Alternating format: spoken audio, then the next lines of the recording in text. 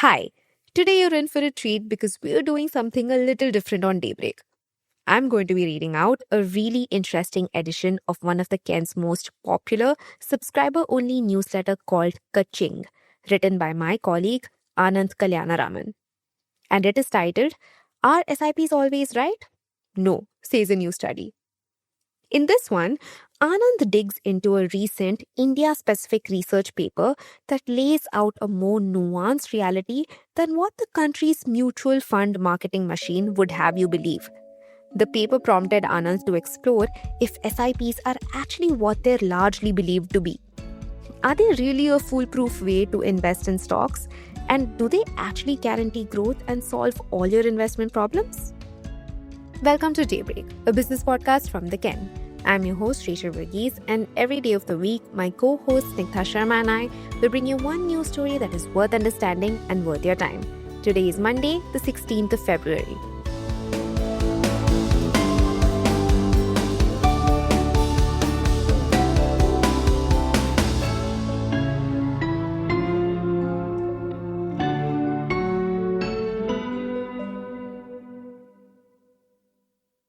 A few months ago, a senior mutual fund executive told me something that made me do a double take. They said, SIPs are a problem. Now, I wasn't expecting to hear that from a beneficiary of an industry that came up with SIP Sahi Hai. This masterstroke of a pitch, which loosely translates as SIPs are appropriate, has captured the imagination of the Indian investor and helped the country's mutual fund market grow leaps and bounds over the past few years. Millions of retail investors are now religiously salting away money in systematic investment plans or SIPs month after month in scores of mutual fund schemes, mostly those that invest in stocks. Every new month sees record inflows with over 29,000 crore rupees coming in September 2025. The executive's gripe was with the way the mutual fund industry marketed and projected SIPs as a fail-proof, number go up, panacea for all ills mode of deploying money into the equity market. I again did a double take when Sanjeev Prasad, the managing director and co-head of Kotak Institutional Equities, debunked the mutual fund hype in a hard-hitting interview with the Ken last September. He pointed out that 40% of retail inflows since 2021 have yielded zero returns. Safe to say that a good part of those inflows came from SIPs. These two interactions set me thinking, are SIPs really sahi? I started looking for data to test the hypothesis, and it's as if Rajan Raju heard me. Last month, Raju, who runs Investpar Pate, a single-family office in Singapore, published a research paper titled with the exact same question. Are SIPs really sahi? A continuous time analysis of systematic investment plans in Indian equity markets. It's a mouthful, and it's packed with numbers, math, stats, and calculations. It's one for the geeks. But it's also packed with insights and conclusions that offer a far more nuanced perspective of SIPs than what the marketing machine of India's mutual fund industry would have you believe. As the paper puts it, current SIP Sahi Hai messaging oversimplifies complex trade-offs and may contribute to unrealistic expectation formation. Put very simply, the paper concludes that SIPs are not always sahi.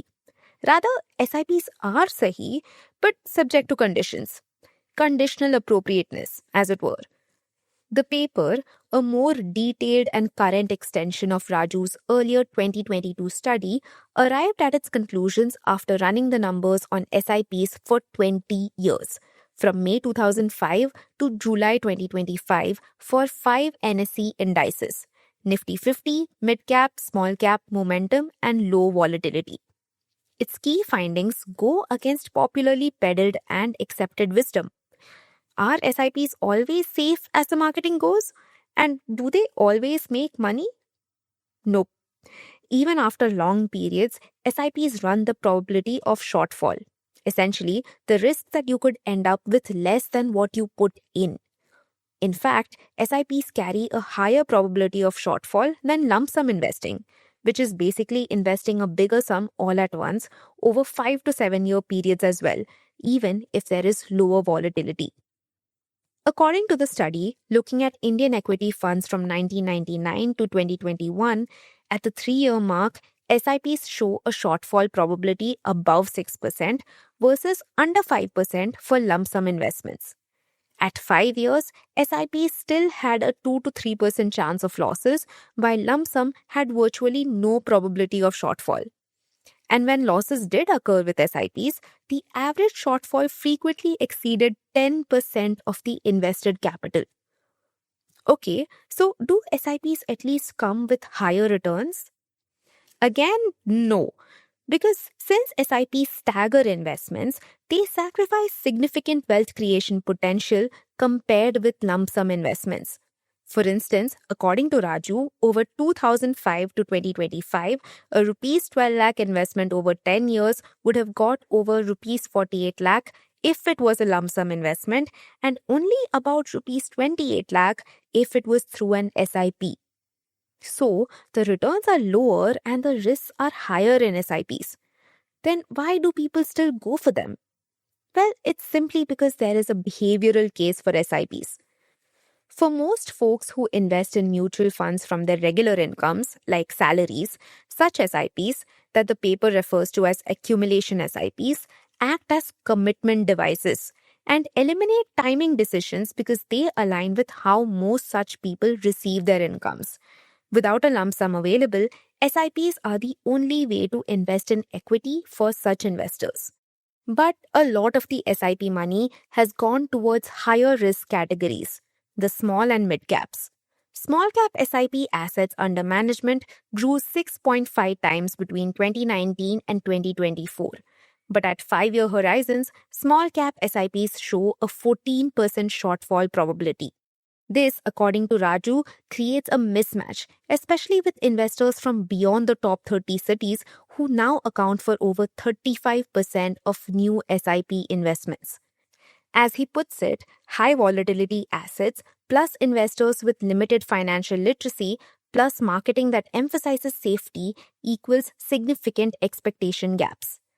In fact, the study demonstrates critical gaps between the expectation created by current SIP messaging and the actual outcomes that investors see. Potential wealth sacrifices substantially exceed what a typical SIP investor expects, and the safety benefits claimed in SIP marketing only work in certain specific cases over extended periods. As we've written before a few times, sequence of returns risk playing out can also significantly impact outcomes in SIPs.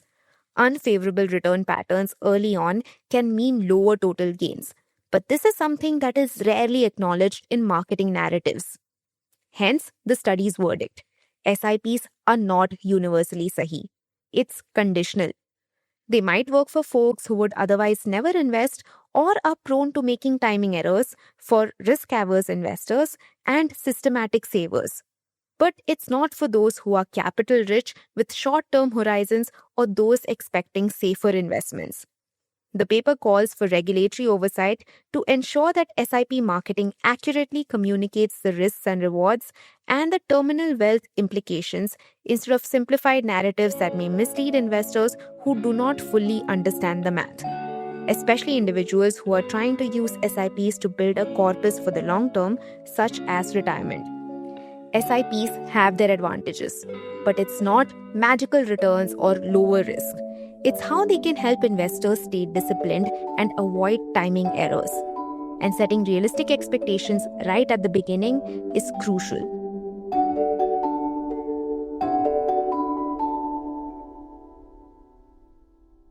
Daybreak is produced from the newsroom of The Ken, India's first subscriber-focused business news platform. What you're listening to is just a small sample of our subscriber-only offerings. A full subscription offers daily long-form feature stories, newsletters, and a whole bunch of premium podcasts. To subscribe, head to theken.com and click on the red subscribe button on the top of the Ken website. Today's episode was hosted and produced by my colleague Rachel Varghese and edited by Rajiv Sien.